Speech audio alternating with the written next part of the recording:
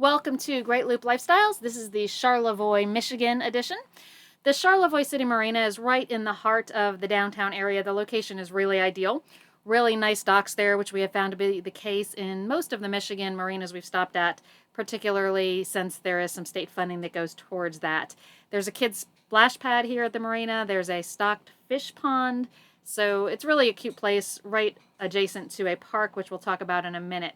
Moving on to some of the attractions in Charlevoix, particularly if you like to walk around the town and see what's there, there is a lot to see here in Charlevoix.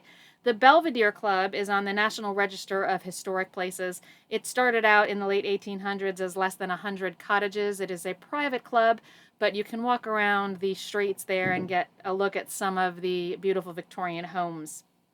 Believe it or not, the library in Charlevoix is a lovely attraction. It is an old middle school that has been repurposed.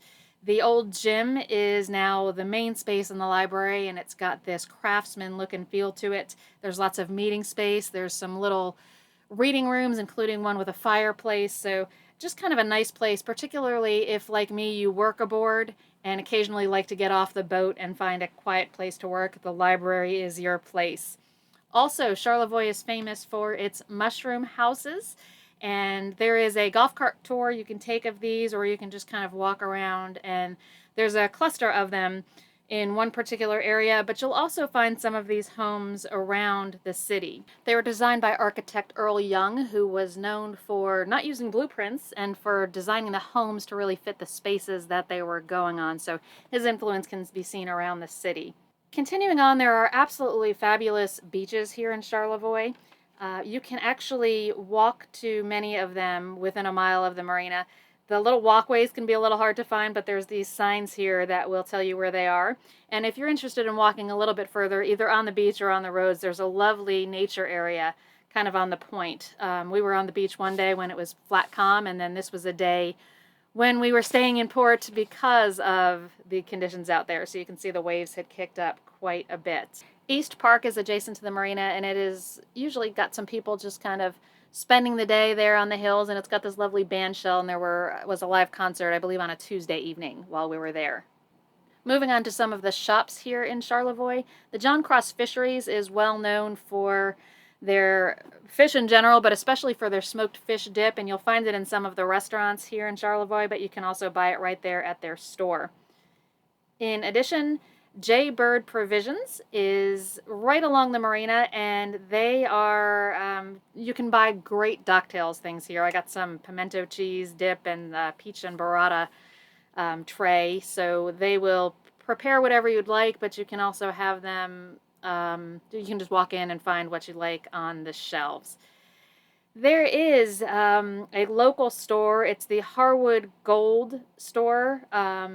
They've got lots of maple flavored items and great coffee. It's owned by a local family who has their farm a little further outside of town, and it was definitely a recommended stop. All up and down Bridge Street, though, are different shops and restaurants and lots of little boutiques you can go in and out of. It's beautifully lit at night, so you can certainly enjoy spending some time there, and there's of course ice cream and other specialty shops. This is also where they hold the farmers market in Charlevoix, so if you need to pick up any fresh produce or baked goods, this is definitely your place to do that, and I believe the farmers market there is on Tuesday mornings if I'm not mistaken. There is also a grocery store right in the heart of town called Olsen's, and they have just about everything you can need. They also sell liquor at the food stores here in Michigan.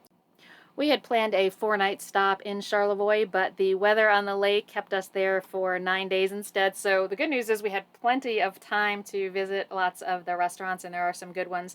The Weathervane is definitely recommended. It's right on the channel that leads into Charlevoix, and from the patio there is a beautiful view. So we had dinner there one evening with some other loopers and also had a lunch there and enjoyed it. A lot of the restaurants in Charlevoix are closed on Wednesday evenings. An exception is Scovey's. It's a local place that's been there for many years, and we had a great dinner there on Wednesday evening. The Salad Fork is a place you might enjoy for lunch. It is in a small alley, and they've got lots of salads and paninis and lots of avocado toast on the menu there. And I had their red, white, and blueberry salad, and it was phenomenal. They serve it with hot pretzel bites. Continuing on, the Bridge Street Tap Room has burgers and sandwiches and pizza. And interestingly, I found a curry there. It was a seafood curry that was really good. Terry's is kind of the crown jewel of Charlevoix as far as restaurants go. People start lining up there. They open at 5 p.m. and people are lined up 4:30, quarter to 5. The restaurant is typically full at 5 o'clock when they open the doors. They don't take reservations. So if you're not there when they open the door at 5, you'll likely be waiting for a table. But they're known for their fish. They also have some steaks. And loopers and locals alike were all talking about Terry's. And probably our favorite was Gable, which is over towards Belvedere. And we just had a lovely meal there. Michael had his usual ribeye, but it was very well cooked and prepared. And I kind of went off my normal a little bit and had a beet salad with some chicken on it. And it was really, really fabulous. Nice setting. It's in an old Victorian house. So that was our favorite on the restaurants. We also had a chance, if you're in Charlevoix for an extended time, we were able to take a car and go visit some of the other nearby towns.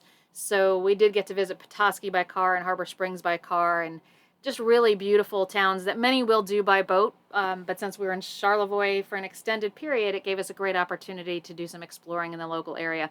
Charlevoix was probably one of my top favorite towns so far on the Great Loop, so definitely a must stop while you're on your way.